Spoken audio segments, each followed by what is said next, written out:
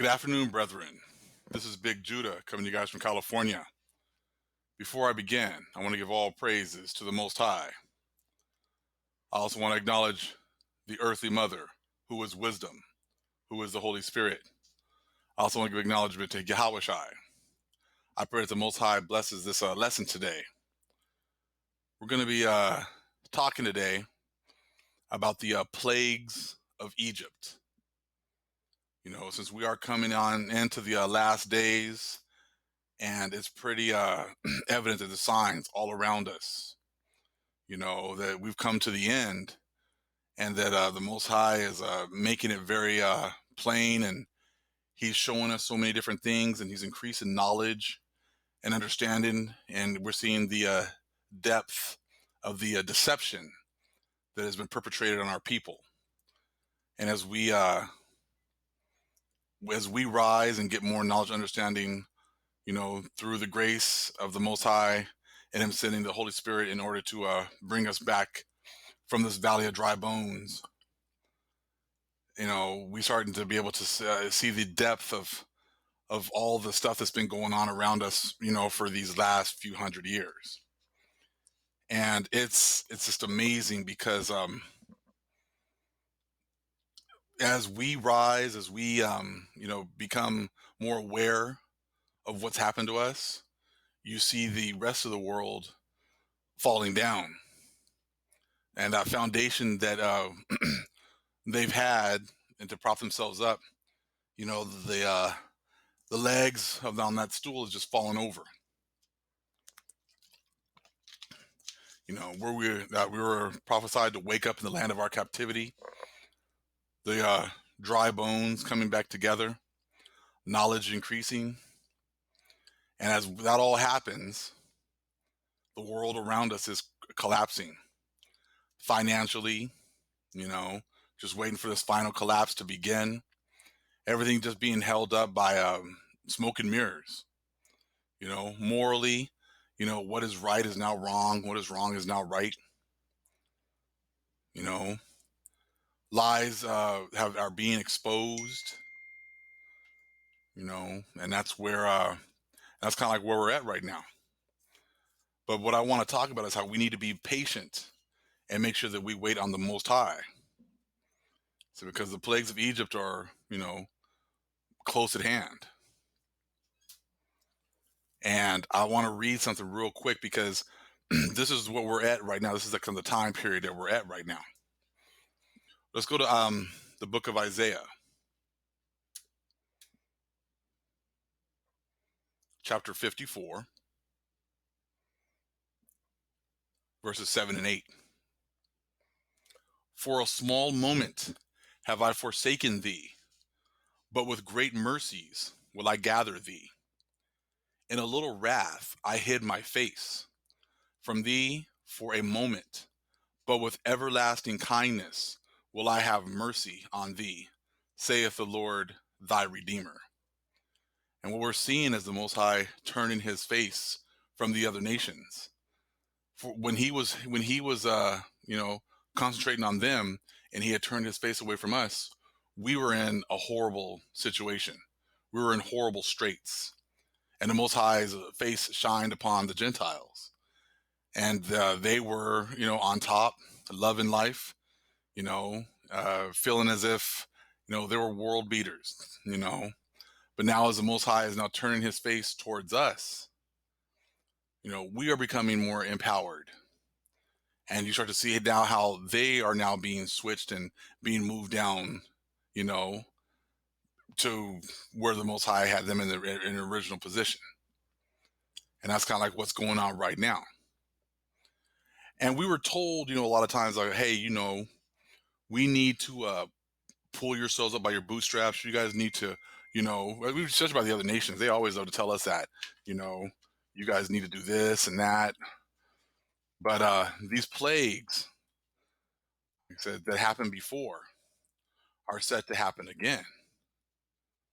We're going to kind of go through this a little bit, and we're going to read from another book, though. But before I do that, because the other book actually goes through the 10 plagues and gives even more in-depth information. And that's kind of like what we're going to be going at first. But what I want to do before I read this other book, we're going to read from the book of Jasher today. But before I read from the book of Jasher, I want to read something else. I want to read from the second Esdras, chapter 15. Let me get that real quick. Verses 11 through 21. Here we go. Second Esdras, chapter 15, 11 through 21. But I will bring them with a mighty hand and a stretched out arm, and smite Egypt with plagues as before, and will destroy all the land thereof. Now, what we're going to do is, in a little bit, we're going to read about these plagues from the book of Jasher, because it's going to give us some more in-depth understanding of what's coming on the world. Everyone's just about has read about the 10 plagues in the book of Exodus, but there's actually some pretty interesting differences, and just give you more information in the book of Jasher. So I want to read that to you guys shortly. They continue with 12. Egypt shall mourn, and the foundation of it shall be smitten with the plague and punishment that God shall bring upon it. They that till the ground shall mourn, for their seeds shall fail through the blasting and hail, and with a fearful constellation. Woe to the world and them that dwell therein, for the sword and their destruction draweth nigh. And one people shall stand up to fight against another, and swords in their hands. For there shall be sedition among men, and invading one another. They shall not regard their kings nor princes, and the course of their actions shall stand in their power. A man shall desire to go into a city, and shall not be able. For because of their pride the cities shall be troubled. The house shall be destroyed, and men shall be afraid. A man shall have no pity upon his neighbor, but shall destroy their houses with the sword, and spoil their goods, because of the lack of bread, and for great tribulation. Behold, saith God, I will call together all the kings of the earth to reverence me, which are from the rising of the sun, from the south, from the east, and Libanus, to turn themselves one against another, and repay the things that they have done to them. Like as they do yet this day unto my chosen, so will I do also, and recompense in their bosom. Thus saith the Lord God. Now, what we need to do is be patient, because the Most High, said that we have a certain sentence of time, and the Most High is going to keep us at a low state that entire time. And what I want to do is I want to read something that happened here in the book of Jasher, chapter 75. When our people, try to do things out of the Most High's timetable, when they try to take up, things on their own accord, and they wanted to leave Egypt. This is talking about actually some Ephraimites thought the time was up and that they were going to be set free, so they decided to leave Egypt on their own and go up to the land of Canaan before it was time. The Most High is the one that dictates the time and when things are going to happen. He's the one that sets up kingdom and brings them down. We have no say in, well, if we, come back to the Most High and we come back and we follow everything he tells us to do, he's just going to, just go ahead and reestablish us really quickly. No, he will reestablish us when he dictates, when he decides, when our punishment is up. Not a day before.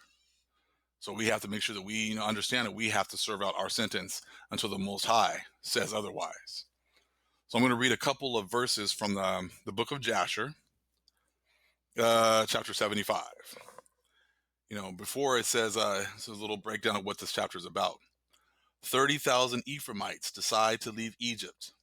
They rise up to go to Canaan, but are slain by the Philistines. Let's read verse 1 through 3. At that time, in the 180th year of the Israelites going down into Egypt, there went forth from Egypt valiant men, 30,000 on foot, from the children of Israel, who were all of the tribe of Joseph, of the children of Ephraim, the son of Joseph. For they said, the period was completed, which the Lord had appointed to the children of Israel in the times of old, which he had spoken to Abraham. And these men girded themselves, and they put each man his sword at his side, and every man his armor upon him. And they trusted to their strength, and they went out together from Egypt with a mighty hand. Okay, so they left Egypt on their own, and we're going to go back to the land of Canaan because they felt that time was up. This is why we have to make sure that we are very patient and we wait for the Most High. He's the one that's going to reestablish his people. Let's go ahead and read a little bit about what happened. They get to the land of Gath, and let's see here. Let's skip down to verse 9. And the shepherds of Gath shouted over them that their cry was heard at a distance. So all the children of Gath went out to them. So they were out to fight with the Ephraimites. And when the children of Gath saw the evil doings of the children of Ephraim, they returned and assembled the men of Gath. And they put on each man his armor, and came forth to the children of Ephraim for battle. And they engaged with them in the valley of Gath, and the battle was severe.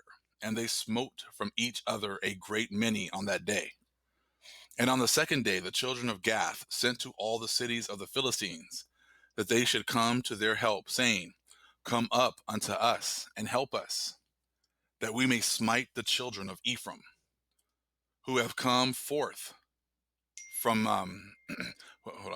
forth from Egypt to take our cattle, and to fight against us without cause. Now the souls of the children of Ephraim were exhausted with hunger and thirst, for they had not eaten no bread for 3 days. And 40,000 men went forth from the cities of the Philistines to the assistance of the men of Gath. And these men were engaged in battle with the children of Ephraim. And the Lord delivered the children of Ephraim into the hands of the Philistines. And they smote all the children of Ephraim, all who had gone forth from Egypt. None were remaining but 10 men who had run away from the engagement. For this evil was from the Lord against the children of Ephraim, for they transgressed the word of the Lord in going forth from Egypt before the period had arrived, which the Lord in the days of old had appointed to Israel. So that's why as we come into this knowledge and understanding, we must be diligent and continuing to grow and continue to prepare ourselves for what is to come. The Most High he has a certain amount of time that we're going to be here under the thumb of the other nations, but that's, coming to an end rapidly. But it still hasn't come to that end just yet, but it's on its way. Now, one thing I'm going to go ahead and jump into right now is the book of Jasher still. I'm going to stay there, and I'm going to go to chapter 80. And I'm going to read most of that chapter. So it's actually quite a bit. And but it's more info on the plagues of Egypt. Okay? And how, we built it up. And eventually when we finish up our sentence, we're going to leave just like that back then with spoils from the nations, just like it says in the Bible. And that's what happened here during this captivity. And it's already projected to happen again. It's prophesied to happen again. So here we go, chapter 80. I'll read the little excerpt here to kind of say what's going to happen here in chapter 80. It says, After 2 years, Moses and Aaron returned to Pharaoh, but Pharaoh will not hearken. The Lord afflicts Egypt with all manner of plagues and afflictions. The firstborn of all the Egyptians is slain. Pharaoh sends the children of Israel away, and all the Egyptians rise up to urge their departure. The Israelites will not go in the night. So as you listen, go ahead and listen for some differences that maybe some things that you haven't heard before from the other account in the book of Exodus. Here we go. And at the end of 2 years, the Lord again sent Moses to Pharaoh to bring forth the children of Israel and to send them out of the land of Egypt. And Moses went and came to the house of Pharaoh, and he spoke to him the words of the Lord, who had sent him, but Pharaoh would not hearken to the voice of the Lord. And God roused his might in Egypt upon Pharaoh and his subjects, and God smote Pharaoh and his people with very great and sore plagues. The Lord sent by the hand of Aaron, okay, and turned all the water of Egypt into blood, with all their streams and rivers. And when an Egyptian came to drink and draw water, he looked into his pitcher, and behold, all the water was turned into blood. And when he came to drink from his cup, the water in the cup became blood. And when a woman kneaded her dough and cooked her victuals, their appearance was turned into to that of blood. And the Lord sent again and caused all their waters to bring forth frogs, and all the frogs came into the houses of the Egyptians. And when the Egyptians drank, their bellies were filled with frogs, and they danced in their bellies, as they dance when in the river. And all their drinking water and cooking water turned to frogs. Also, when they lay in their beds, their perspiration bred frogs. Notwithstanding all this, the anger of the Lord did not turn from them, and his hand was stretched out against all the Egyptians to smite them with every heavy plague. And he sent and smote their dust to lice, and the lice became in Egypt to the height of 2 cubits upon the earth. The lice were also very numerous, and the flesh of man and beast, and all the inhabitant of Egypt. Also upon the king and queen the Lord sent the lice, and it grieved Egypt exceedingly on account of the lice. Notwithstanding this, the anger of the Lord did not turn away, and his hand was still stretched out over Egypt. And the Lord sent all kinds of beasts of the field into Egypt, and they came and destroyed all Egypt, man and beast, and trees, and all things that were in Egypt. And the Lord sent fiery serpents, scorpions, mice, weasels, toads, together with others creeping in dust, flies, hornets, fleas, bugs, and gnats, each swarm according to its kind. And all reptiles and winged animals according to their kind came to Egypt, and grieved the Egyptians exceedingly. And the fleas and flies came into the eyes and ears of the Egyptians. And the hornets came upon them and drove them away. And they removed from it into their inner rooms, and it pursued them. And when the Egyptians hid themselves on account of the swarm of animals, they locked their doors after them. And God ordered the Sulanuth, which was in the sea, to come up and go into Egypt. And she had long arms, 10 cubits in length, of the cubit of a man. And she went upon the roofs and uncovered the rafterings and flooring, and cut them, and stretched forth her arm into the house, and removed the lock and the bolt, and opened the houses of Egypt. Afterward came the swarm of animals into the house of Egypt, or houses of Egypt. And the swarm of animals destroyed the Egyptians and grieved them exceedingly. All this stuff is going on, and let's continue. We're in 23. Notwithstanding this, the anger of the Lord did not turn away from the Egyptians, and his hand was stretched forth against them. And God sent the pestilence, and the pestilence pervaded Egypt in the horses and asses, and in the camels, in herds of oxen and sheep, and in man. And when the Egyptians rose up early in the morning to take their cattle to pasture, they found all their cattle dead. And there remained of the cattle of the Egyptians only 1 in 10. And of the cattle belonging to Israel and Goshen, not one died. And God sent a burning inflammation in the flesh of the Egyptians, which burst their skins, and it became a severe itch. And all the Egyptians, from the soles of their feet to the crowns of their heads, and many boils were in their flesh, that their flesh wasted away until they became rotten and putrid. Notwithstanding this, the anger of the Lord did not turn away, and his hand was still stretched out over all Egypt. And the Lord sent a very heavy hail, which smote their vines and broke their fruit trees, and dried them up, that they fell upon them. Also every green herb became dry and perished, for a mingling fire descended amidst the hail. Therefore the hail and the fire consumed all things. Also men and beasts that were found abroad perished of the flames of fire and of the hail, and all the young lions were exhausted. And the Lord sent and brought numerous locusts into Egypt, the chassel, salam, chargol, and chagol locusts, each of its kind, which devoured all that the hail had left remaining.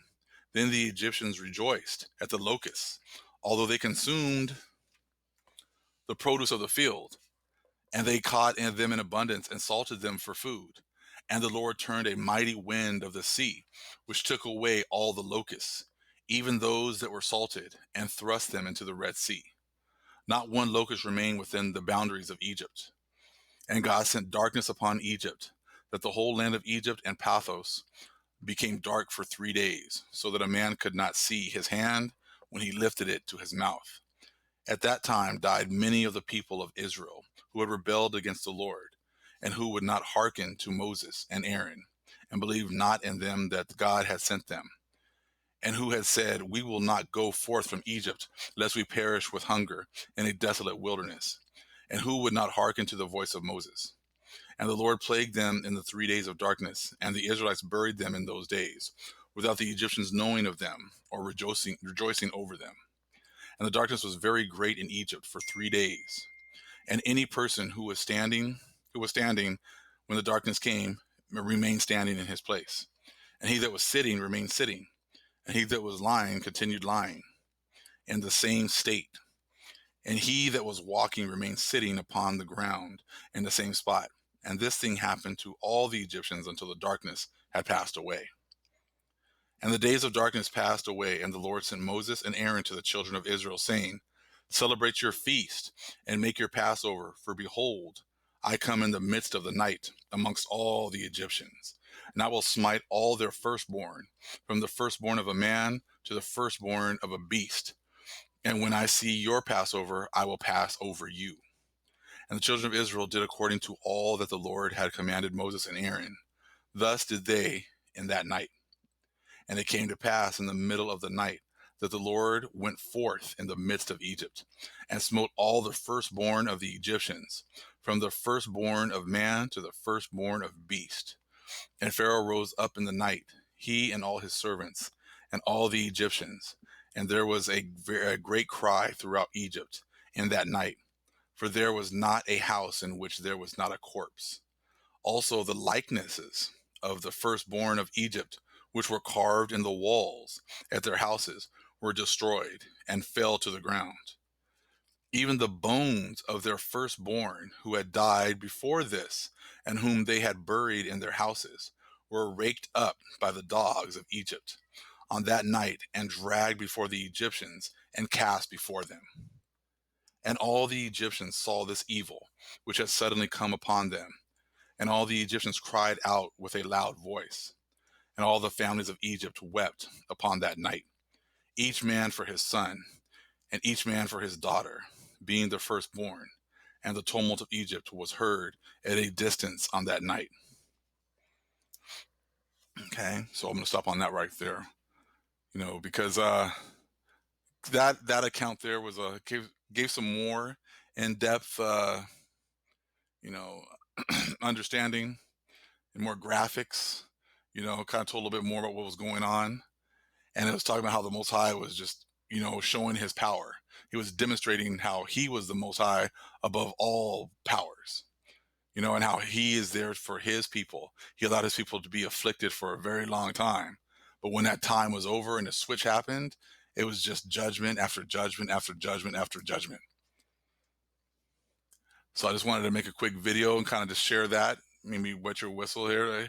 Maybe give you a little appetite to kind of read some of these other books. Book of Jasher, I really recommend. There's a lot of really great information in there. So all praises to the Most High. I also want to acknowledge again, right, the earthly mother, who is wisdom, who is the Holy Spirit. Also a good acknowledgement to Yahushai. Have a beautiful day. Shalom.